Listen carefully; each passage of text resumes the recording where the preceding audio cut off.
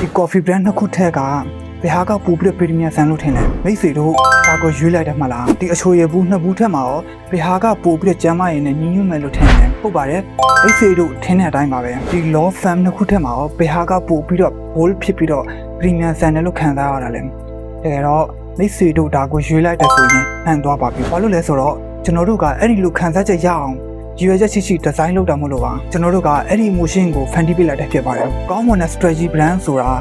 မိတ်ဆွေတို့ရဲ့ customer စီမှာခံစားချက်တစ်ခုကိုဖန်တီးပေးလာတာဖြစ်ပြီးတော့ကြိုင်ဘက်တွေထက်မိတ်ဆွေတို့ကိုပဲရွေးချက်လာအောင်လှုပ်ဆောင်တာဖြစ်ပါတယ်ဒီဇိုင်းတစ်ခုဆွဲပွဲအတွက်ဆိုရင် page နဲ့ message ရဲ့ target audience တွေအများကြီးစဉ်းစားပြီးမှဆွဲရတာဖြစ်ပါတယ်အခုတော့မှတ်ထားပါမိတ်ဆွေတို့ရဲ့ brand ကကြည့်ရတာတန်ဖိုးနည်းတယ်လို့ဖြစ်ရင်လူတွေဈေးချော့ပေးဖို့စဉ်းစားကြပါလိမ့်မယ်ဘာလို့လဲဆိုတော့ချစ်ဖြစ်တာဟာဝယ်တဲ့လူအတွက်rich ခံစားရပြီး premium ဖြစ်တာမှာ safe ဖြစ်တယ်လို့ခံစားရလို့ပါမိတ်ဆွေတွေထုတ်ကုန်ကကြည့်ရတာတန်ဖိုးနည်းနေသေးပြီးတော့ဘသူကမှ premium ဈေးပြီးမှဝယ်မှာမဟုတ်ပါဘူးမိတ်ဆွေလုပ်ငန်းကိုလူတွေမမေ့နိုင်တဲ့ premium brand အဖြစ်ပြောင်းလဲဖြစ်ချင်ပါလားကျွန်တော်တို့ business partner studio ကိုအခုပဲအခမဲ့ message ပို့ပြီးဆောင်ရွက်ဆွေးနွေးလိုက်ပါ